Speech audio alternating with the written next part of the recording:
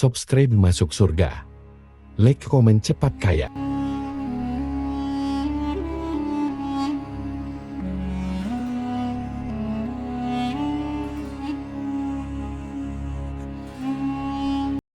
Assalamualaikum warahmatullahi wabarakatuh. Para pemirsa YouTube sekalian, pada kesempatan hari ini saya akan membahas terkait dengan Nabi Sulaiman alaihissalam. Nah, Nabi Sulaiman alaihissalam adalah manusia terkaya sepanjang sejarah kehidupan manusia di muka bumi. Dalam beberapa kitab suci seperti Al-Quran, Alkitab, Injil, Nabi Sulaiman alaihissalam dijelaskan sebagai manusia terkaya yang pernah hidup di muka bumi. Tidak ada satupun manusia yang bisa mengalahkan total kekayaannya. Hingga hari kiamat tiba, nanti para arkeolog telah menemukan situs peninggalan sejarah Islam yang mengungkap total kekayaan lebih dari Nabi Sulaiman alaihissalam. Reis bin Yosef, seorang profesor dari Tyre Active University, seorang peneliti, ia menyatakan bahwa 3000 tahun yang lalu Nabi Sulaiman alaihissalam diperkirakan memiliki kekayaan senilai 2,2 triliun US dollar. Apabila dikonversi dengan nilai mata uang dolar hari ini dan apabila dirupiahkan, maka nilainya setara dengan 32.891.870 triliun rupiah. Nilai itu berkali-kali lipat lebih banyak dari total kekayaan negara Indonesia yang hanya mencapai 11,454 triliun rupiah per 31 Desember 2021. Nabi Sulaiman AS memiliki beberapa mukjizat, diantaranya dapat berbicara dengan bahasa binatang. Beliau dapat memerintahkan mereka untuk melakukan sesuatu. Beliau juga dapat mengendalikan besar kecilnya tekanan angin dan dapat mengatur ke arah mana angin akan menghembus. Sehingga dengan itu Nabi Sulaiman dapat memanfaatkan angin sebagai kendaraannya dan juga kendaraan tentaranya. Nabi Sulaiman juga bisa melunakkan besi dan membentuk menjadi pakaian perang yang anti tusukan, senjata tajam. Tapi Nabi Sulaiman memimpin para jin, mereka tunduk dan patuh pada Nabi Sulaiman. Tidak hanya itu, setan dan iblis laknatullah yang merupakan makhluk pembangkang dapat dibuat tunduk bertekuk lutut pada perintah-perintah Nabi Sulaiman. Bisa melakukan teleportasi, yaitu berpindah dari satu tempat ke tempat yang lainnya dalam waktu singkat. Peristiwa tersebut dibuktikan dengan pemindahan singgasana Ratu Bilqis atas perintah Nabi Sulaiman. Nabi Sulaiman juga dikenal sebagai raja yang adil dan bijaksana. Nabi Sulaiman diberkahi kecerdasan yang sangat luar biasa untuk menyatupadukan segenap kekuatan yang Allah berikan kepadanya. Ia mengelola dan membawa kerajaannya menjadi kekuatan raksasa yang tak terkalahkan di masanya. Dengan segenap kemampuan yang dimiliki, tentara Nabi Sulaiman adalah tentara terkuat di bumi tanpa ada yang menandinginya. Pertanyaan mendasar yang muncul kali ini adalah dari mana sumber kekayaan dan kekuatan Nabi Sulaiman alaihissalam? Untuk mendapatkan jawabannya dari pertanyaan itu, simak video ini sampai akhir. Sebelum itu, mari bantu channel ini untuk terus berkembang dengan cara subscribe dan nyalakan tanda loncengnya, juga like, komentar yang positif, berikan share juga pada video ini. Semoga bernilai amal jariah karena ikut mensiarkan kisah Islam pada masyarakat Islam dan dunia. Terima kasih. Bismillahirrahmanirrahim. Sesungguhnya kami benar-benar telah menaburkan ilmu kepada Daud dan Sulaiman. Keduanya berkata, segala puji bagi Allah yang melebihkan kami dari kebanyakan hamba-hamba yang mukmin. Sulaiman telah mewarisi Daud dan dia berkata, wahai manusia, kami telah diajari untuk memahami bahasa burung dan kami dianugerahi segala sesuatu. Sesungguhnya semua ini benar-benar karunia yang nyata. Quran Surat An-Naml ayat 15-16. Saudara-saudaraku yang dirahmati oleh Allah, pada ayat di atas disebutkan bahwa Sulaiman telah mewarisi Daud. Nabi Sulaiman mewarisi Nabi Daud dalam sisi kenabian dan kekuasaan, bukan mewarisi harta, karena para nabi tidak mewarisi harta sebab sepeninggalan mereka harta para nabi menjadi sedekah bagi orang-orang yang ada di sekitar mereka, yaitu orang-orang fakir dan orang-orang yang membutuhkan, dan harta para nabi tidak dikhususkan bagi kalangan keluarganya. Rasulullah bersabda, kami para nabi tidak mewariskan. Nabi Sulaiman mewarisi kenabian dari Nabi Daud. Ini adalah hal yang jelas Allah telah memilihnya sebagai nabi dari Bani Israel. Begitu juga Allah telah memberinya kekuasaan kerajaan sehingga ia menjadi pemimpin Bani Israel. Barangkali sesuatu yang paling penting yang diwarisi oleh Nabi Sulaiman dari Nabi Daud adalah tradisi militer. Kemajuan militer yang dahsyat telah berpindah kepada Nabi Sulaiman. Nabi Daud sebenarnya adalah seorang pengembala kambing yang sangat miskin, tapi seiring dengan perjalanan waktu, ia menjadi komandan pasukan yang tiada tandingannya. Nabi Daud alaihissalam mengetahui bahwa kekuatan hakiki yang mengatur alam semesta adalah kekuatan Allah Subhanahu wa taala. Ketika Nabi Daud mengulurkan tangannya dan memegang potongan batu, lalu beliau melemparkannya dengan ketapelnya ke arah Jalut. Nah, kepala Jalut retak dan ambruk menghantam tanah. Ini sebagai bentuk demonstrasi kekuatan darinya. Kehadiran Nabi Daud mengubah pasukan Bani Israel, di mana mereka sebelumnya lari jika berhadapan dengan musuh, maka kini keberadaan mereka mulai diperhitungkan di masa kehidupan Nabi Daud. Mengalami peperangan yang sangat banyak, tapi Al-Quran tidak menceritakan secara terperinci hal itu. Al-Quran adalah kitab dakwah di jalan Allah, bukan kitab sejarah. Al-Quran hanya menceritakan di dalam Quran surat ayat 20, dan kami kuatkan kerajaan Daud. Ayat tersebut berarti bahwa Nabi Daud belum pernah terkalahkan dalam peperangan yang diikutinya. Di samping dukungan yang Allah berikan kepadanya, juga pasukan dan rakyat di mana mereka adalah orang-orang yang bertauhid, menyerahkan diri kepada Allah. Allah SWT mengajarkan kepada Nabi Daud hal-hal yang menjadikan pasukannya memiliki keistimewaan yang dengannya mereka dapat mengalahkan pasukan-pasukan lain, pasukan-pasukan besar yang ada di bumi pada saat itu. Allah Subhanahu wa taala telah berfirman dalam Quran surat Saba ayat 10, dan kami telah melunakkan besi untuknya. Baju besi mungkin akan menjadi masalah dalam benak kita ketika orang-orang akan berperang. Baju besi cukup mengganggu gerakan mereka. Kita bisa membayangkan ketika ada dua orang berperang, salah satunya dapat bergerak bebas sementara yang lainnya tidak leluasa bergerak karena tertahan dengan pakaiannya. Namun dengan kekuasaan Allah, Nabi Daud dapat melunakkan besi dan membuat baju besi menjadi ringan yang mudah untuk digunakan. Ini adalah kemajuan penting yang Allah berikan kepada Nabi Daud dan tentaranya. Kemajuan itu kemudian diajarkan dan diwariskan dan dimiliki oleh Nabi Sulaiman alaihissalam. Nabi Sulaiman memiliki pasukan yang dahsyat, yang melebihi pasukan manapun di bumi saat itu, atau bahkan mungkin saat ini. Bahkan Allah menambahkan karunia-Nya kepada Nabi Sulaiman yang disebutkan dalam Quran surat An-Naml ayat 16. Dan Sulaiman telah mewarisi Daud, dan dia berkata, wahai manusia, kami telah diberi pengertian tentang suara burung, dan kami diberi segala sesuatu. Sesungguhnya ini benar-benar sesuatu karunia yang nyata. Saudara-saudaraku yang dirahmati oleh Allah, pada suatu hari Nabi Sulaiman alaihissalam mengangkat tangannya berdoa kepada Allah. Berdoa kepada Allah antara hati Nabi dan Allah tidak ada penghalang, tidak ada jarak, tidak ada sekat. Waktu tak ada satu pun dari para nabi yang berdoa kepada Allah, wali doanya pasti dikabulkan. Doa Nabi Sulaiman alaihissalam direkam di dalam Quran surat Shad ayat 35. Nabi Sulaiman berkata, ya Tuhanku, ampunilah aku, anugerahkanlah kepadaku kerajaan yang tidak dimiliki oleh seorang pun, Sesudahku, Nabi Sulaiman menginginkan dari Allah suatu kerajaan yang belum pernah diperoleh oleh siapapun setelahnya.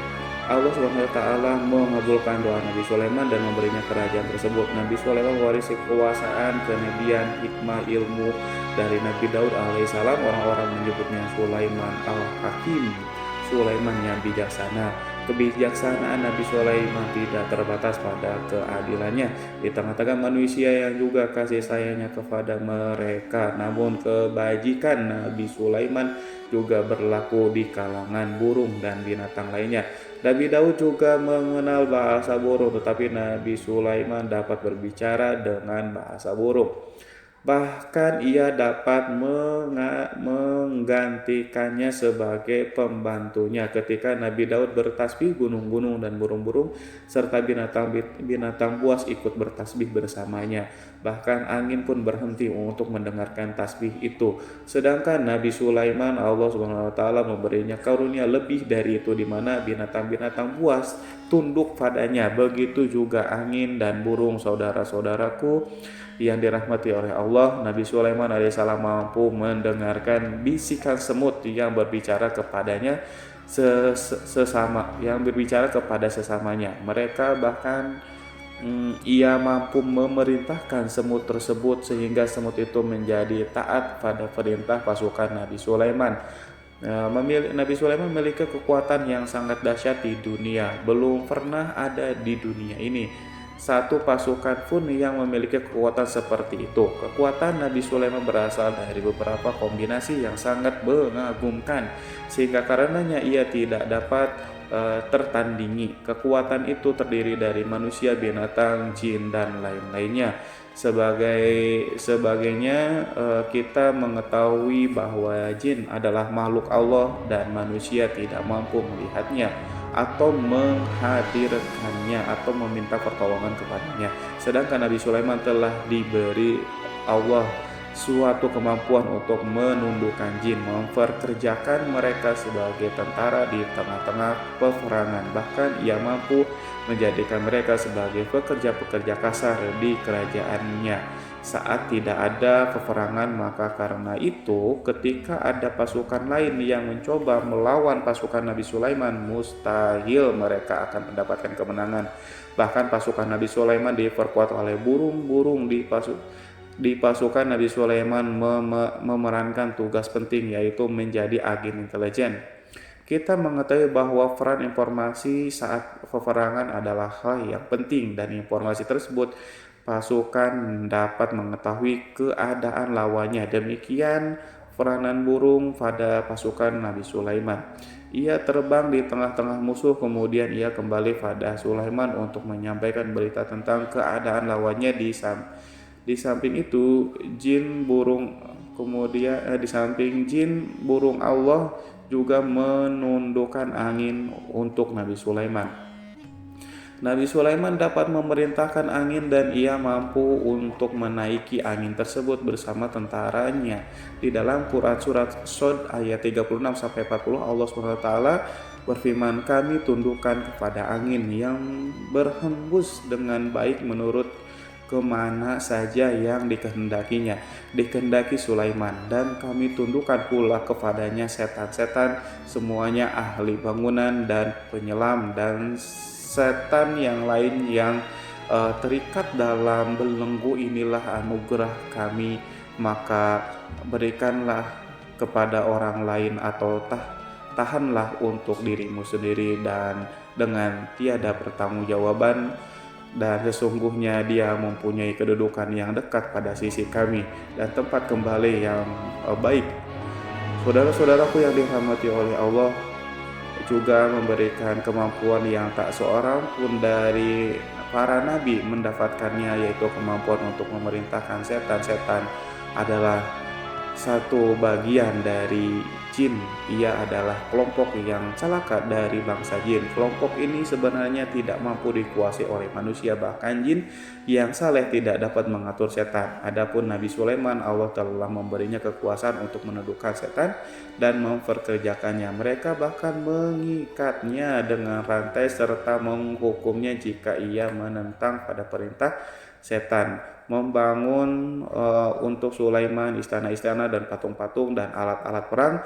Bahkan setan-setan itu menyelam di dasar laut untuk mengeluarkan permata dan yakut untuk Sulaiman. Jika ada di antara setan yang menentang perintahnya, maka Nabi Sulaiman alaihissalam mengikatnya dengan rantai. Ini semua menunjukkan kekayaan Nabi Sulaiman dan kekuasaan di mana ia mampu mengatur banyak makhluk di bumi ini. Tentu saja kemampuan itu semuanya adalah atas izin atau kehendak dari Allah Subhanahu wa taala. Sebagai mukjizat dari Allah Subhanahu wa taala berfirman dalam Quran surat Saba ayat 12, dan sebagian dari jin ada yang bekerja di hadapannya di bawah kekuasaannya dengan izin Tuhannya, dan siapa yang menyimpang di antara mereka dari perintah kami, maka kami rasakan kepadanya azab neraka yang apinya menyala-nyala. Para jin itu membuat untuk Sulaiman apa yang dikehendakinya dari gedung-gedung yang tinggi dan patung-patung dan piring-piring yang besarnya seperti kolam atau periuk yang tetap berada di atas tungku. Saudara-saudaraku yang dirahmati oleh Allah, Nabi Sulaiman yang bijaksana adalah penguasa yang tak tertandingi di muka bumi ini. Meskipun memperoleh nikmat-nikmat khusus yang agung itu yang Allah berikan kepada Nabi Sulaiman, beliau tetap menunjukkan dirinya sebagai manusia yang paling banyak berzikir kepada Allah dan manusia yang paling banyak bersyukur di zamannya. Saudara-saudaraku yang dirahmati Allah, sebagaimana Allah Subhanahu wa taala telah memberikan nikmat kepada ayahnya Nabi Daud alaihissalam, di mana ia mampu melunakkan besi dan Allah mengajarinya bagaimana cara mencairkan besi, maka Nabi Sulaiman alaihissalam dapat memanfaatkan tembaga yang cair untuk peperangan. Dan juga di saat perdamaian, pada saat peperangan beliau mencampur tembaga dengan besi dan membuat darinya perunggu. Mereka menggunakan senjata-senjata perunggu dalam peperangan seperti pedang, baju besi, dan juga pisau. Senjata-senjata ini adalah senjata yang paling kuat di saat itu. Sedangkan di saat damai, tembaga digunakan untuk membuat bangunan, perhiasan, dan sebagainya. Meskipun Nabi Sulaiman mendapatkan banyak nikmat yang besar ini dan karunia yang khusus, Allah Subhanahu wa taala mengujinya dengan suatu ujian yang dahsyat, ujian yang akan selalu datang kepada seorang hamba yang saleh. Ketika hamba itu mendapatkan kedudukan besar, maka ujiannya pun menjadi besar. Allah Subhanahu wa taala menguji Nabi Sulaiman dengan penyakit. Saudara-saudaraku, ujian yang dialami Nabi Sulaiman diceritakan oleh Fakhrur Razi Sulaiman, diuji dengan suatu penyakit yang keras, di mana bahkan saat itu tidak mampu mengatasi sakitnya Nabi Sulaiman karena saking kerasnya, sehingga para dokter dari kalangan manusia dan jin tidak mampu menghilangkan penyakit itu. Lalu burung-burung menghadirkan rumput-rumput yang dianggap sebagai obat, tetapi Nabi Sulaiman tak kunjung sembuh. Semakin hari penyakit Nabi Sulaiman semakin menjadi-jadi, sehingga ketika Nabi Sulaiman duduk di atas kursi, ia duduk bagaikan tubuh tanpa roh, seakan-akan ia mati karena saking kerasnya penyakitnya. Sakit yang diderita oleh Nabi Sulaiman alaihissalam berlangsung sangat lama, namun Nabi Sulaiman tidak berhenti-hentinya berzikir kepada Allah yang meminta kesembuhan kepada Allah. Serta peristiwa pada Allah dan mengungkapkan rasa cinta kepadanya. Selesailah ujian Allah terhadap hambanya Nabi Sulaiman alaihissalam. Beliau pun sembuh. Ini Nabi Sulaiman merasakan kembali kesehatan setelah ia mengetahui segala kejayaan dan segala kekuasaan serta segala kebesarannya tidak lagi mampu menghilangkan penyakit yang dideritanya.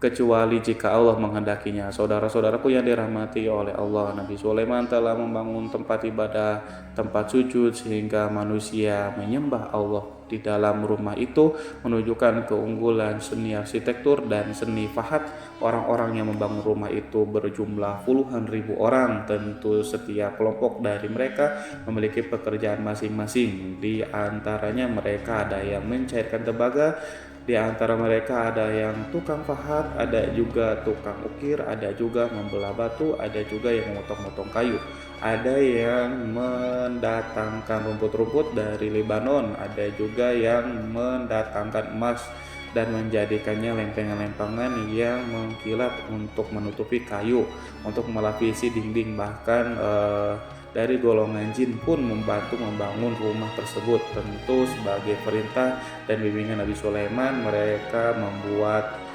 patung-patung yang besar, membuat bejana yang besar untuk tempat makan para tentara dan pekerja, yaitu bejana seperti gunung. Karena saking beratnya dan besarnya, mereka juga membuat tempat-tempat minum yang besarnya seperti kolam.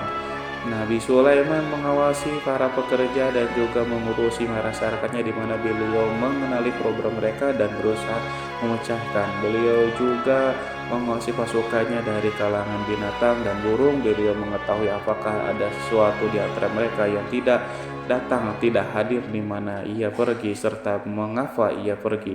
Nabi Sulaiman menguasai pengetahuan itu. Semua Nabi Sulaiman bukan hanya mengetahui problem tentaranya dari kalangan manusia dan juga tentaranya dari kalangan burung, namun ia juga menunjukkan kasih sayang terhadap semut, di mana beliau mendengar bisikan dan tidak suka untuk menginjakkan.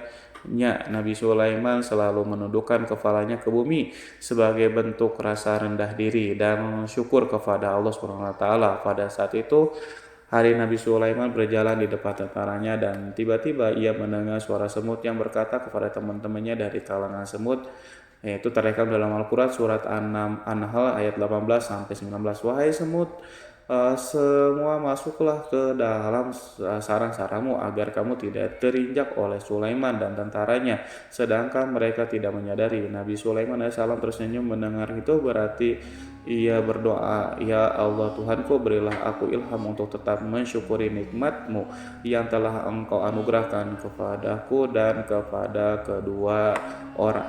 orang tuaku, ibu bapakku, dan untuk mengerjakan amal saleh yang Kau ridhoi, dan masuklah aku ke dalam rahmat-Mu dan dalam golongan hamba-hamba-Mu yang saleh. Saudara-saudaraku yang dirahmati Allah, meskipun Nabi Sulaiman mendapatkan kekuasaan dan memiliki tentara yang besar, namun beliau menunjukkan kasih sayang terhadap bangsa semut. Beliau mendengarkan fisiknya dan melihat semut yang ada di depannya. Oleh karena itu ia tak mungkin baginya untuk menginjak golongan semut itu.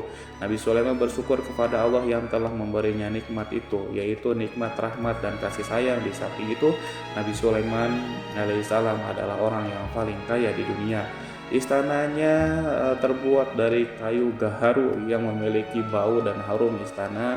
Istananya terbuat dari emas dan terkadang dari kristal. Beliau juga memiliki kursi besar yang terbuat dari emas dan permata. Istana Nabi Sulaiman merupakan istana yang paling besar di dunia. Nabi Sulaiman menggunakan pakaian dari emas dan permata. Meskipun demikian, Nabi Sulaiman tetap menunjukkan sebagai hamba yang berserah diri dan rendah diri di hadapan Allah Subhanahu wa taala dan sederhana di depan manusia. Nabi Sulaiman yang merendahkan dirinya di hadapan Allah, ia selalu sujud kepada Allah sebagaimana ayahnya yang selalu bertasbih kepada Allah. Nabi Sulaiman selalu melantunkan lagu-lagu cinta ilahi dan hanya memuji Allah Subhanahu wa taala. Pada suatu hari Nabi Sulaiman mengeluarkan perintah kepada pasukannya untuk bersiap-siap. Kemudian Nabi Sulaiman keluar dan memeriksa pasukannya satu demi satu. Pasukannya diteliti. Kelompok yang pertama adalah kelompok manusia. Nabi Sulaiman memperhatikan kesiapan mereka, lalu Nabi Sulaiman mengeluarkan perintah kepada mereka. Kemudian Nabi Sulaiman memeriksa kelompok jin dan menyampaikan perintahnya kepada mereka. Beliau memenjarakan jin yang tampak bermalas-malasan. Saat beliau saat bekerja lalu beliau memeriksa binatang dan berkata kepada mereka, apakah mereka sudah makan dengan baik? Apakah mereka tidur dengan nyenyak? Apakah ada yang mengadu pada mereka misalnya karena penyediaan sesuatu atau karena makanan yang tidak layak? Apakah di sana ada yang sakit dan lain sebagainya? Semuanya diperiksa oleh Nabi Sulaiman. Ketika Nabi Sulaiman merasa puas dengan semuanya, Nabi Sulaiman memasuki tenda tempat berkumpulnya para burung. Nabi Sulaiman alaihissalam kemudian memasuki tenda tersebut dan mengamati keadaan di sekitarnya sehingga beliau mengetahui bahwa ada satu burung yang tidak hadir, yaitu burung hudhud. Nabi Sulaiman alaihissalam kemudian berkata kepada yang diabadikan dalam surat An-Naml ayat 20, mengapa aku tidak melihat burung hudhud? Burung-burung yang lainnya tampak terdiam sebagai penghormatan dan mereka mendengarkan apa yang dikatakan pemimpin mereka Nabi Sulaiman. Nabi Sulaiman mengarah ke pandangannya pada semua burung dan tidak menemukan burung hudhud di antara mereka. Tak seekor burung pun yang mengetahui keberadaan burung hudhud. Absen pada apel wajib kali ini, Nabi Sulaiman memulai menampakkan kemarahannya. Apakah dia termasuk yang tidak hadir? Tiba-tiba seekor burung kecil memberanikan diri untuk berkata kepada Nabi Sulaiman, wahai Nabi yang mulia, seharusnya hudhud ada bersamaku kemarin untuk melaksanakan tugas penyelidikan. Ia adalah pemimpin misi itu, namun burung hudhud belum datang. Oleh karena itu aku tidak pergi bersamanya. Burung itu tampak gemetar karena Nabi Sulaiman bahwa hudhud tidak hadir dan tak seorang pun mengetahui kemana ia pergi. Hudhud pergi tanpa terlebih dahulu meminta izin kepada Nabi Sulaiman dan tidak memberitahu kemana keberadaannya. Dalam keadaan marah, Nabi Sulaiman berkata, sesungguhnya aku benar-benar akan mengazabnya dengan azab yang keras atau benar-benar menyembelihnya kecuali jika ia benar-benar datang kepadaku dengan alasan yang jelas. Kawanan burung-burung mengetahui bahwa Nabi Sulaiman sedang marah dan telah menetapkan untuk menyiksa burung hudhud atau menyembelihnya atau justru memaafkan dengan syarat ia datang dengan membawa alasan yang dapat menyelamatkan, atau dengan kata lain burung hudhud dapat memastikan bahwa ia melaksanakan tugas yang penting. Nabi Sulaiman menunjukkan kemarahannya yang besar sehingga siapapun merasa takut pada Nabi Sulaiman marah, maka kemarahannya akan membelak kebenaran. Kemudian beliau dapat melaksanakan ancaman dengan cara yang mudah. Seekor burung tanpa gemetar ketakutan melihat kemarahan Nabi Sulaiman. Lalu beliau mengeluarkan tangannya ke burung itu dan memegang kepalanya sehingga burung itu pun merasa tenang dan merasa takutnya hilang. Nabi Sulaiman kemudian pergi dari tempat burung dan menuju istananya. Nabi Sulaiman masih memikirkan keadaan burung hudhud. Seharusnya burung hudhud menjadi bagian penting dari badan intelijen. Apakah ia pergi untuk menyingkap sesuatu atau apakah ia pergi hanya untuk bermain-main? Nabi Sulaiman alaihissalam telah memperhatikan dan mengetahui bahwa burung hudhud adalah seekor burung yang cerdik dan juga fasih berbicara. Terkadang Nabi Sulaiman mendapati burung hudhud sedang bermain-main dan menunda-nunda pekerjaannya. Namun ketika Nabi Sulaiman melihatnya, burung hudhud memahami bahwa perbuatannya tidak benar sebab ia tidak boleh menyampur adukan antara waktu serius dan waktu bermain. Tidak lama setelah itu burung tiba-tiba di tempat para burung-burung yang lain berkata kepadanya, wahai Hud, pergilah engkau ke tempat Nabi Sulaiman. Jika ia mengetahui bahwa engkau telah sampai, jiwamu benar-benar terancam.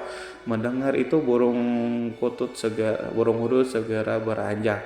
Ia terbang menemui Nabi Sulaiman. Pada waktu itu Nabi Sulaiman sedang duduk bersama tentaranya yang lain. Burung hudhud berdiri. Ia telah mencanangkan untuk memulai pembicaraan dengan Nabi Sulaiman.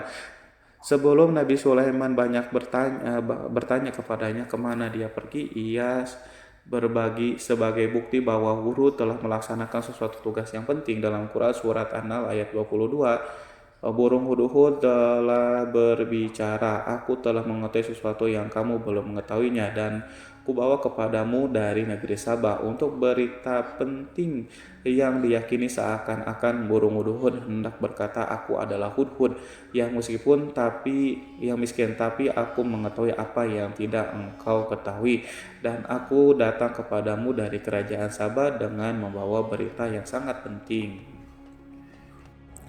Nabi Sulaiman nampak terdiam. Ia menunggu hudhud menyelesaikan kisah yang tertulis dalam Quran surat An-Naml ayat 23 sampai 24. Hudhud berkata, sesungguhnya aku menjumpai seorang wanita yang memerintah mereka dianugerahi segala sesuatu serta mempunyai singgasana yang sangat besar. Aku mendapati dia dan kaumnya menyembah matahari selain Allah, dan setan telah menjadikan mereka memandang indah perbuatan-perbuatan mereka, lalu menghalangi mereka dari jalan Allah sehingga mereka tidak mendapatkan petunjuk. Burung hudhud diam sejenak dan Nabi Sulaiman merasa bahwa hudhud menunjukkan kefasihan lisannya dan berbicara dengan baik kepadanya. Nabi Sulaiman berkata dalam Quran surat An-Nahl ayat 27 sambil menunjukkan senyum manisnya di wajah Nabi Sulaiman berkata, akan kami lihat apakah kamu benar wahai hudhud, ataukah kamu termasuk orang-orang yang berdusta. Seakan-akan burung hud ingin mengatakan aku tidak Diamnya Sulaiman membuat takut sehingga burung hudhud terdiam. Nabi Sulaiman terdiam karena berpikir, lalu ia memutuskan sesuatu. Setelah itu beliau mengangkat kepala lainnya dan meminta secari kertas dan pena. Nabi Sulaiman menulis surat singkat dan menyerahkannya kepada hudhud serta memerintahkan kepadanya dalam Quran surat An-Nahl ayat 24, pergilah dengan membawa suratku ini, lalu jatuhkanlah kepada mereka, kemudian berpalinglah dari mereka, lalu perhatikanlah apa yang mereka bicarakan. Al-Quranul Karim hanya ceritakan dalam Quran surat An-Naml bagaimana perginya hudhud dan bagaimana ia menyerahkan surat itu. Lalu Al-Quran langsung menyebutkan keadaan kerajaan Balkis yang saat itu ia sedang membaca surat tersebut di depan para pembesar kerajaannya dan para menterinya dalam Quran surat An-Naml ayat 29 sampai 31. Berkatalah Bilqis, wahai pembesar-pembesar, sesungguhnya telah dijatuhkan kepadaku sebuah surat yang mulia.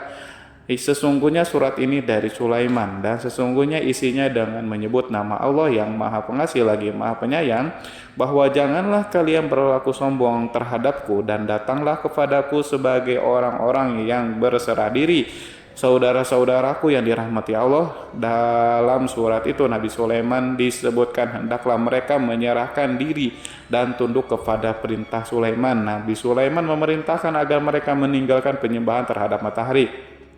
Nabi Sulaiman tidak mempersoalkan akidah mereka dan tidak memuaskan mereka dengan apapun. Nabi Sulaiman hanya memerintahkan bahwa ia berada di atas kebenaran, bukankah ia didukung kekuatan yang berlandaskan keyakinan dan dimilikinya. Nabi Sulaiman hanya memerintahkan mereka agar tunduk dan patuh kepadanya. Ratu Saba menyampaikan surat tersebut di tengah-tengah kaumnya. Dalam Quran surat An-Naml ayat 32 dijelaskan berkata, Bilqis, wahai para pembesar, berilah aku pertimbangan dalam urusanku ini. Aku tidak pernah memutuskan sesuatu persoalan sebelum kamu berada dalam majelisku. Saudara-saudaraku yang dirahmati Allah, para pembesar istana Bilqis menentang surat tersebut. Isi surat itu membangkitkan kesombongan kaum Saba, di mana mereka merasa lebih kuat. Mereka mengetahui bahwa di sana ada seseorang yang mencoba menentang mereka dan mengisyaratkan peperangan kepada mereka. Lalu ia minta kepada mereka untuk memenuhi syarat-syarat sebelum terjadinya peperangan dan kekalahan dalam Quran surat An-Nahl ayat 33. Mereka menjawab, kita adalah orang-orang yang memiliki kekuatan dan juga memiliki keberanian yang sangat dalam. Peperangan dan keputusan berada di tanganmu, wahai rajaku.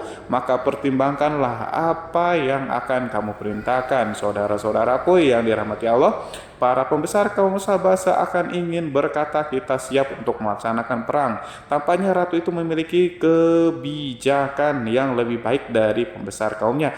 Surat Sulaiman itu membuatnya berpikir lebih jernih dan lebih berhati-hati. Ia berusaha sebisa mungkin menghindari peperangan. Ratu itu berpikir dalam tempo yang lama. Nama Sulaiman tidak diketahuinya dan ia pun belum pernah mendengarnya. Oleh karena itu Ratu kaum Saba tidak mampu mengetahui dan mendeteksi seberapa besar kekuatan Nabi Sulaiman. Boleh jadi Nabi Sulaiman memiliki kekuatan yang dahsyat sehingga ia mampu memerangi kekuasaannya dan mengalahkannya. Kemudian ratu memperhatikan apa yang ada di sekelilingnya. Ia melihat kemajuan masyarakat dan juga kekayaannya. Barangkali ia mengira bahwa Nabi Sulaiman iri terhadap kemajuan kekayaan itu sehingga Nabi Sulaiman ingin menyerangnya. Setelah mempertimbangkan isi surat Nabi Sulaiman dengan cermat, Ratu Saba memilih untuk tidak bersikap sombong dan bodoh. Ratu lebih suka untuk menggunakan bahasa kelembutan. Ia mengirim kepada Nabi Sulaiman suatu hadiah yang besar. Ratu mengira bahwa Nabi Sulaiman seseorang yang ambisius, yang boleh jadi ia telah mendengar tentang kekayaan kerajaan Saba. Para utusan pergi dengan membawa hadiah dari Ratu Saba. Ratu berharap agar mereka dapat memasuki kerajaan Nabi Sulaiman dan akan mengetahui kondisi kerajaan. Saat mereka pulang, Ratu ingin mendengar secara langsung dari mereka tentang bagaimana keadaan kaum Nabi Sulaiman dan pasukannya. Setelah mendapatkan informasi yang cukup, maka Ratu Bilqis dapat membuat sesuatu keputusan yang tepat. Ratu menyembunyikan apa yang terlintas dalam pikirannya, lalu ia berbicara kepada pembesar istananya bahwa ia dapat menyingkapi niat jahat Raja Sulaiman. Lalu cara mengirimkan hadiah kepadanya. Ratu lebih memilih cara tersebut dan menunggu reaksi dari Nabi Sulaiman. Ratu berhasil memuaskan para pembesar istana dan untuk sementara ia menghilangkan ide untuk berperang. Karena para raja jika menyerang satu desa, maka pemimpin desa tersebut adalah orang yang paling banyak mendapatkan kehinaan dan kerjaan. Akhirnya para pembesar kaumnya merasa puas dengan pikiran Ratu Bilqis. Saudara-saudaraku yang dirahmati oleh Allah, dalam Quran surat An-Naml ayat 34-35 dijelaskan, Bilqis berkata, dia berkata sesungguhnya raja-raja apabila memasuki suatu negeri niscaya mereka akan membinasakannya dan menjadikan penduduknya yang mulia menjadi hina, dan demikian pula lah yang akan mereka perbuat, dan sesungguhnya aku akan mengirim utusan kepada mereka dengan membawa hadiah, dan aku akan menunggu apa yang akan dibawa kembali oleh utusan itu. Saudara-saudaraku yang dirahmati Allah, kemudian sampailah hadiah dari Ratu Bilqis kepada Nabi Sulaiman. Para intelijen Nabi memberitahunya bahwa utusan Bilqis datang dengan membawa hadiah. Nabi Sulaiman langsung mengetahui bahwa Ratu Bilqis itu sengaja mengirim orang-orangnya untuk mengetahui atau mendapatkan informasi tentang kekuatannya. Lalu setelah itu ia akan mengambil keputusan atau mengambil sikapnya kepada kerajaan Nabi Sulaiman. Sulaiman segera memanggil semua pasukannya untuk berkumpul. Utusan Bilqis segera memasuki istana. Nabi Sulaiman yang dipenuhi dengan pasukan besar yang bersenjata melihat itu, utusan Ratu Bilqis tercengang dan ia terkejut ketika mereka melihat kekayaan yang mereka bawa tidak ada apa-apanya dibandingkan apa yang ada di sana. Hadiah mereka tanpa tidak berarti, emas yang mereka bawa tanpa tidak memiliki makna. Saat mereka memasuki istana Nabi Sulaiman yang terbuat dari kayu-kayu pohon gaharu, ia mengeluarkan bau yang harum serta dihiasi dengan emas permata. Para utusan Ratu Bilqis berdiri bersama Nabi Sulaiman dan menyaksikan bagaimana Nabi Sulaiman mengendalikan pasukannya. Kemudian mereka mulai berpikir tentang kekuatan dan kualitas pasukan Nabi Sulaiman. Betapa kagetnya mereka ketika melihat di tengah-tengah pasukan itu terdapat singa, burung, dan tentara dari kalangan manusia yang mampu terbang. Mereka pun sadar bahwa mereka di hadapan pasukan yang tiada tersaingi. Demonstrasi pasukan Nabi Sulaiman. Kemudian para utusan ratu dipersilahkan maju ke tempat hidangan makanan. Para utusan itu sangat terkejut ketika melihat berbagai macam makanan dari penjuru dunia ada di depannya, dan di antara makanan itu terdapat pula makanan yang biasa ditemukan di negeri mereka, tetapi mereka melihat bahwa makanan itu memiliki rasa yang lebih istimewa. Selain itu, piring-piring yang ada di depannya mereka dan dijadikan tempat makanannya terbuat dari emas, dan mereka dilayani oleh laki-laki yang berhias dengan emas. Ratu mereka pun tidak mengenakan hiasan itu di meja makanan itu. Terdapat burung, ikan laut, dan berbagai macam daging yang mereka tidak mampu lagi membedakan daging apa itu. Nabi Sulaiman tidak makan bersama mereka, tapi beliau makan dengan menggunakan piring yang terbuat dari kayu. Beliau makan roti yang kering yang dicampur dengan minyak. Inilah makanan yang dipilih Nabi Sulaiman. makan bersama mereka dalam keadaan diam. Mereka merasa kehadiran Nabi Sulaiman menciptakan suatu wibawa yang luar biasa. Selesai perjamuan itu, makanan itu sudah selesai. Lalu dengan sangat malu mereka menyerahkan hadiah dari Ratu Bilqis kepada Nabi Sulaiman. Hadiah itu berupa emas. Bagi mereka hadiah itu sangat bernilai tinggi, tapi di sini hadiah itu tampaklah kecil di hadapan kekayaan Nabi Sulaiman yang sangat mengagumkan. Nabi Sulaiman memperhatikan hadiah ratu itu dan berkata dalam Quran surat An-Nahl ayat 36, maka tatkala utusan itu sampai pada Sulaiman, Sulaiman berkata, apakah patut kamu menolong aku dengan harta? Maka apa yang diberikan Allah kepadaku lebih baik daripada apa yang diberikannya kepadamu, tetapi kamu merasa bangga dengan hadiahmu. Saudara-saudaraku, Raja Sulaiman menyingkap dengan kata-katanya yang singkat itu penolakannya terhadap hadiah mereka. Ia memberitahu utusan itu bahwa ia tidak menerima. Ia memberitahu utusan itu bahwa ia tidak menerima hadiah tersebut. Ia tidak merasa puas dengan hadiah itu. Yang membuatnya puas hanyalah, janganlah kalian berlaku sombong terhadapku dan datanglah kepadaku sebagai orang-orang yang berserah diri. Lalu Nabi Sulaiman berkata kepada mereka, pelan hal itu diabadikan dalam Quran surat An-Naml ayat 33, kembalilah kepada mereka, sesungguhnya kami akan mendatangi mereka dengan bala tentara yang mereka tidak kuasa melawannya, dan pasti kami akan mengusir mereka dari negeri itu, yaitu negeri Sabah, dengan terhina, dan mereka akan menjadi tawanan yang hina. Saudara-saudaraku yang dirahmati oleh Allah, Nabi Sulaiman kemudian meninggalkan para utusan ratu setelah terlebih dahulu mengancam mereka. Para utusan itu mengharap agar lebih Sulaiman mau menunggu kunjungan Ratu Bilqis sendiri yang akan membawa misi perdamaian. Akhirnya sampailah para utusan Ratu Bilqis ke negeri Sabah. Mereka segera menuju ke istana sang ratu. Mereka memberitahu bahwa negeri mereka ada di ujung tanduk. Mereka menceritakan kepada ratu tentang kekuatan Nabi Sulaiman dan tidak mungkin bagi mereka mampu melawannya. Mereka meyakinkan Ratu Bilqis bahwa ia harus mengunjunginya dan melihat sendiri bagaimana kebesaran kerajaan Nabi Sulaiman. Kemudian ratu menyiapkan dirinya untuk pergi menuju kerajaan Nabi Sulaiman dan sudah duduk di kursi kerajaan di tengah-tengah para pembesarnya dan para menterinya serta para komandan pasukan. Beliau berpikir tentang sosok Bilqis. Sulaiman mengetahui bahwa Bilqis menuju tempatnya. Meski dikelilingi rasa takut, Nabi Sulaiman berpikir sejenak tentang bagaimana matahari disembah. Ia memikirkan bagaimana informasi yang diterima oleh intelijennya tentang kemajuan kerajaan Bilqis dalam bidang kesenian dan ilmu pengetahuan. Nabi Sulaiman bertanya kepada dirinya sendiri, apakah kemajuan menjadi penghalang untuk mengetahui kebenaran? Apakah ratu itu gembira dengan kekuatan yang dicapainya, dan ia membayangkan bahwa kekuatannya adalah segalanya dengan kemajuan yang dimilikinya. Nabi Sulaiman ingin membuat kejutan agar ratu mengetahui bahwa Islam yang diyakini oleh Nabi Sulaiman adalah satu-satunya yang mampu mendatangkan kemajuan dan kekuatan yang hakiki, sehingga ia dapat membandingkan antara keyakinannya dalam menyembah matahari beserta kemajuan yang mencapainya dengan keyakinan Nabi Sulaiman juga beserta kemajuan yang diraihnya. Saudara-saudaraku yang dirahmati oleh Allah, para mata-mata Nabi Sulaiman telah memberitahu bahwa hal yang sangat disegani dan dikagumi oleh kaum Bilqis adalah kerajaan Sabah, yaitu singgasana Raja Bilqis. Singgasana itu terbuat dari emas dan batu mulia. Singgasana tersebut dijaga oleh penjaga yang sangat disiplin, di mana mereka tidak pernah lalai sedikit pun.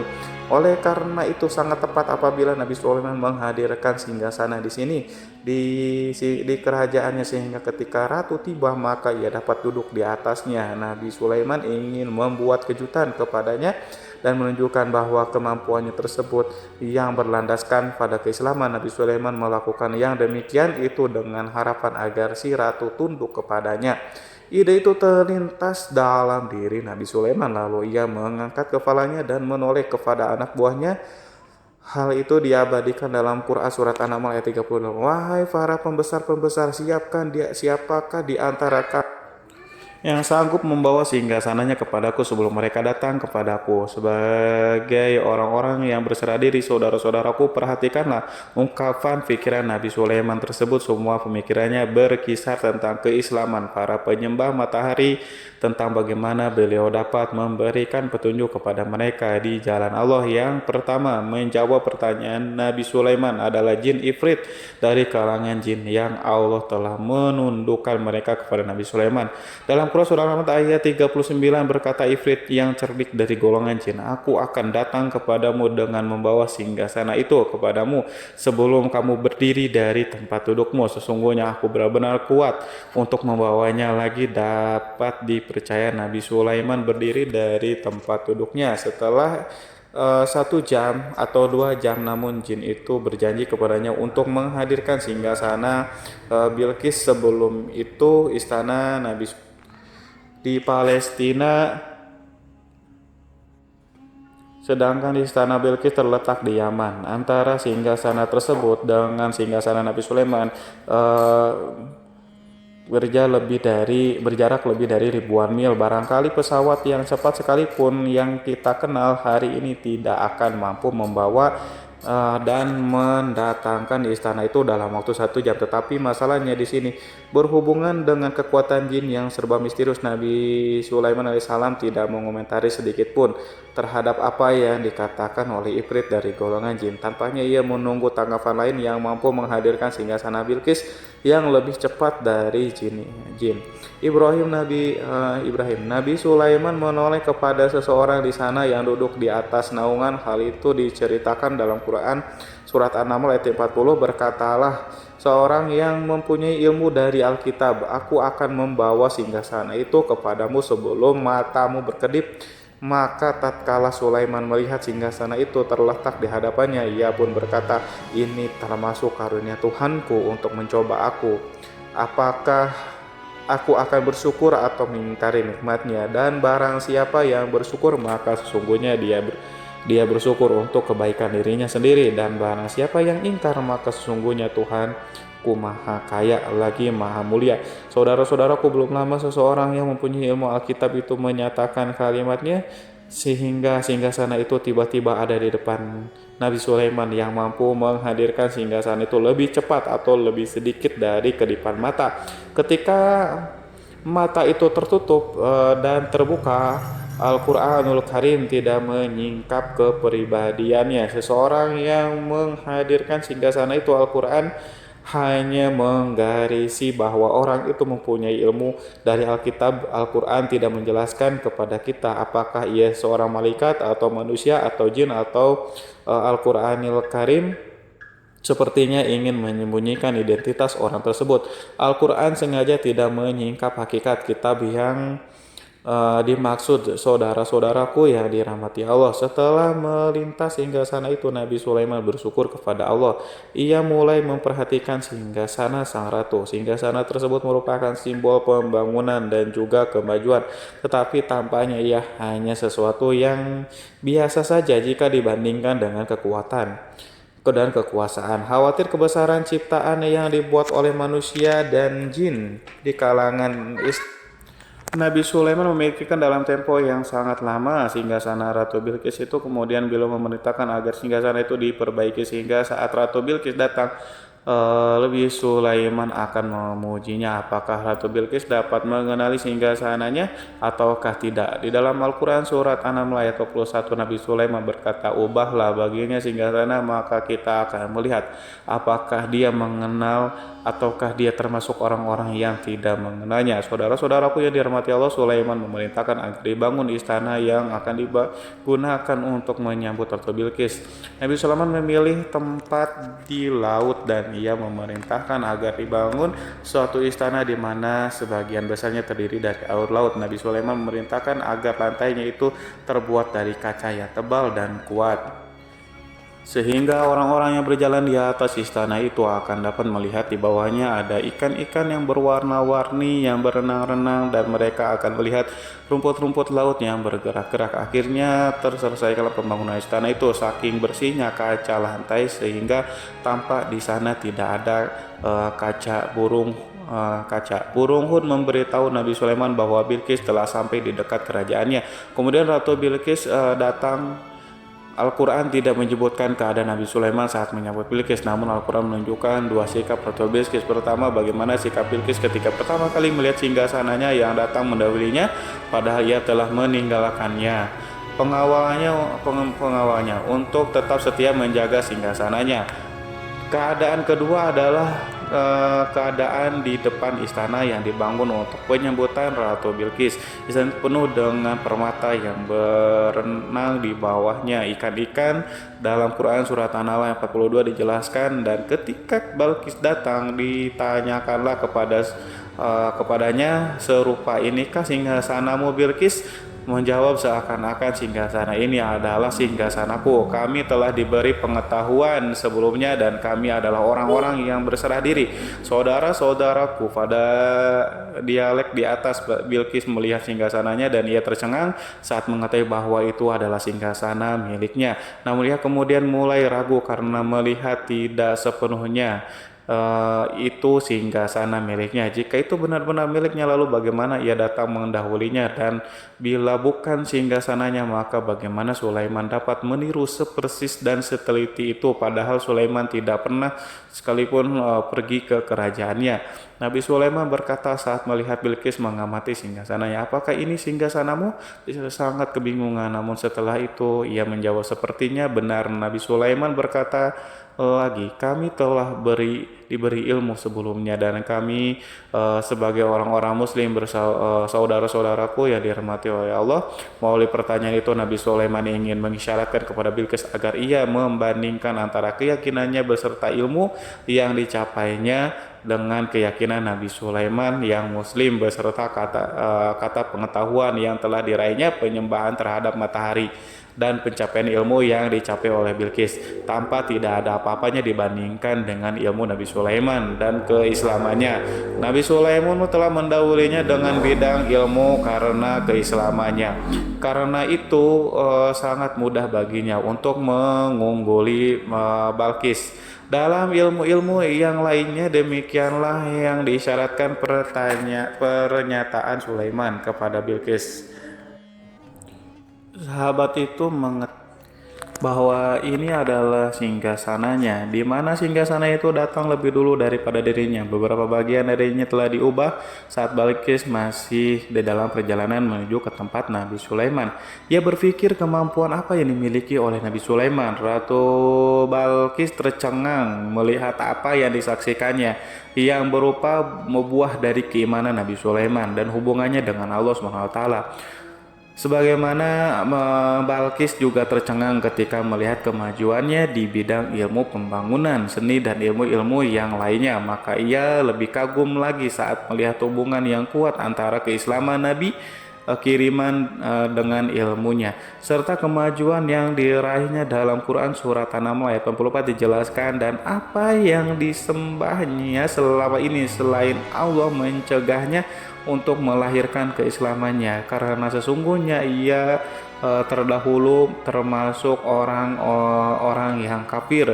Saudara-saudaraku yang dirahmati Allah, tergoncanglah dalam benak Bilqis ribuan hal yang melihat keyakinan kaumnya runtuh di hadapan Nabi Sulaiman, yang menyadari bahwa matahari yang disembahnya hanya merupakan ciptaan Allah, di mana ia menggerakkannya untuk hamba-hambanya. Lalu terbitlah matahari, kebenaran di dalam dirinya atau hatinya diterangi oleh cahaya baru yang tidak akan tenggelam seperti tenggelamnya matahari.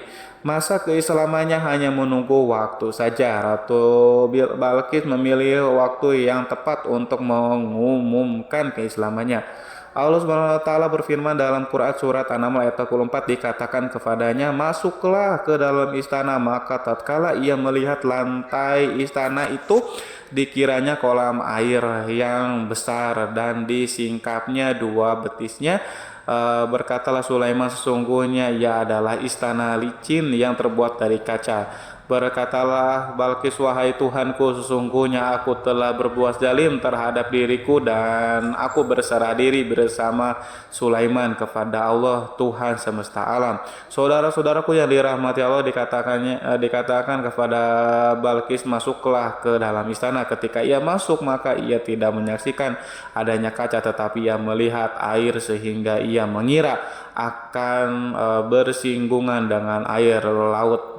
Lalu ia menyingkapkan sedikit bajunya agar bajunya tidak basah. Nabi Sulaiman mengingatkan tanpa melihatnya agar ia tidak khawatir terhadap pakaiannya, karena pakaiannya tidak akan basah sebab di sana tidak ada air, itu sekedar kaca yang halus, yang saking halusnya sehingga ia tidak tampak. Pada kesempatan itu Balkis mengumumkan keislamannya yang mengakui kelaliman dirinya, dan ia menyatakan menyerahkan diri kepada Nabi Sulaiman dan kepada Allah Tuhan semesta alam. Lalu kaumnya pun mengikutinya dan mereka tidak memeluk Islam. Balkis menyadari ia berhadapan dengan penguasa yang terbesar di bumi dan salah satu Nabi Allah yang mulia. Untuk pertama kalinya wajah Sulaiman tampak dihiasi dengan senyuman yang menunjukkan kepuasannya sejak Balkis mengunjunginya. Demikianlah Sulaiman mewujudkan kejayaan yang hakiki dan menyebarkan cahaya Islam di muka bumi. Saudara-saudaraku, Al-Quran tidak menyebutkan kisah Balkis setelah keislamannya. Para ahli tafsir mengatakan bahwa ia menikah dengan Nabi Sulaiman. Selain itu, ada yang mengatakan bahwa ia menikah dengan salah satu orang dekat Nabi Sulaiman. Ada juga yang mengatakan bahwa sebagai raja Habasyah adalah keturunan dari buah perkawinan ini. Wallahu alam bishawab. Saudara-saudaraku yang dirahmati Allah, Nabi Sulaiman hidup di tengah-tengah kejayaan dan kemuliaan di bumi. Kemudian Allah menetapkan kematian untuknya, sebagaimana kehidupan Sulaiman berada di puncak kemuliaan dan kejayaan yang penuh dengan keajaiban yang luar biasa. Maka kematiannya pun merupakan tanda-tanda kebesaran Allah yang penuh dengan keajaiban. Demikianlah bahwa kematiannya sesuai dengan kehidupannya, sesuai dengan kejayaannya. Allah berfirman tentang kematian Sulaiman di dalam Al-Quran surat Sab ayat 14, maka tatkala kami telah menetapkan kematian Nabi Sulaiman, tidak ada yang menunjukkan kepada mereka kematiannya itu kecuali rayap yang memakan tongkatnya. Maka tatkala ia telah tersungkur, taulah jin bahwa kalau sekiranya mereka mengetahui yang gaib, tentulah mereka tidak akan tetap dalam siksa yang menghinakan. Saudara-saudaraku yang kemampuan Nabi Sulaiman untuk menundukkan jin dan mempekerjakan mereka serta hubungan mereka dengannya, semua itu menimbulkan fitnah di tengah-tengah manusia dalam hal tertentu, dan kematian Nabi Sulaiman merupakan batasan jawaban terhadap fitnah ini. Kami tidak mengetahui siapa yang mengklaim bahwa jin mengetahui hal yang gaib, apakah itu setan yang terkutuk atau jin yang bodoh atau manusia yang tertipu. Kami tidak mengetahui siapa yang bertanggung jawab terhadap tersebarnya isu yang keliru ini. Yang kita tahu adalah bahwa hal tersebut adalah mempengaruhi sebagian manusia dan jin. Barangkali manusia berkata kepada diri mereka, selama jin melakukan perbuatan yang luar biasa ini, maka apa gerangan yang menjadikan mereka tidak mengetahui hal yang gaib? Manusia itu lupa bahwa kunci kegaiban berada di tangan Allah. Masalah ilmu gaib tidak akan mampu dikuasai oleh jin, manusia, para nabi, dan semua makhluk. Hanya Dia yang mengetahui, dan manusia yang diberitahu hanya sedikit. Sekali lagi, saudara-saudaraku yang dirahmati Allah, seakan-akan Allah telah merencanakan bahwa kematian Sulaiman bertujuan untuk menghancurkan pemikiran itu, yaitu pemikiran bahwa jin mengetahui hal-hal yang gaib. Jin bekerja untuk Nabi Sulaiman selama beliau hidup, dan tatkala beliau meninggalkan maka tugas mereka menjadi bebas. Nabi Sulaiman meninggal tanpa diketahui oleh jin, sehingga mereka tetap bekerja untuknya. Mereka tetap mengabdi kepada Sulaiman. Seandainya mereka mengetahui hal yang gaib, niscaya mereka tidak meneruskan pekerjaannya. Mereka saudara-saudaraku, pada suatu hari Nabi Sulaiman memasuki mihrabnya untuk itikaf, ibadah dan beribadah kepada Allah. Tak seorang pun yang berani mengganggu khalwatnya di mihrab itu. Mihrab Sulaiman terletak di puncak gunung dan dindingnya terbuat dari permata. Pada suatu hari Nabi Sulaiman duduk bersandar pada tongkatnya yang tampak tenggelam dalam tafakur. Beliau berzikir kepada Allah hingga rasakan untuk menguasainya. Lalu setelah itu malaikat maut menemuinya di mihrabnya. Nabi Sulaiman pun meninggal, beliau bersandar pada tongkatnya. Jin melihatnya dan mengira bahwa beliau sedang sholat, sehingga mereka pun terus melanjutkan pekerjaannya. Berlalulah hari-hari yang panjang, kemudian datanglah rayap itu, yaitu semut kecil yang memakan kayu. Hewan itu mulai memakan tongkat Nabi Sulaiman. Rayap itu tampak lapar. Sebagian dari tongkat Nabi Sulaiman dimakan beberapa hari oleh rayap itu. Ketika yang dimakan semakin bertambah, maka tongkat itu pun menjadi rusak dan kemudian jatuh dari tangan Nabi Sulaiman alaihissalam. Tubuh mulia itu kehilangan pertimbangan dan kemudian jatuh terhempas di bumi. Tatkala tubuh suci itu tersungkur, maka manusia segera menuju ke arahnya. Mereka menyadari dan mengetahui bahwa Nabi Sulaiman telah meninggal dalam waktu yang lama. Jin menyadari bahwa mereka tidak mengetahui hal yang gaib dan manusia pun mengetahui hal yang hakikatnya. Ini seandainya jin mengetahui hal yang gaib, niscaya ia tidak akan meneruskan siksa yang hina. Mereka tidak akan bekerja kepada Sulaiman. Demikianlah Nabi Sulaiman alaihissalam meninggal dalam keadaan duduk dan salat timiranya. Lalu berita itu tersebar bagaikan api di bumi. Manusia, burung, dan binatang buas mengantarkan jenazah Nabi Sulaiman. Sekawanan burung tanpa sedih dan menangis. Semua makhluk bersedih. Akhirnya tak seorang pun mengetahui bahwa burung di bumi meninggal seorang yang memahami pembicaraan burung, binatang-binatang, jin, dan yang lainnya. Sebagian burung-burung itu berkata betapa beratnya kehidupan di tengah orang-orang yang tidak mengetahui pembicaraan kita. Wallahu a'lam bishawab. Wassalamualaikum warahmatullahi wabarakatuh.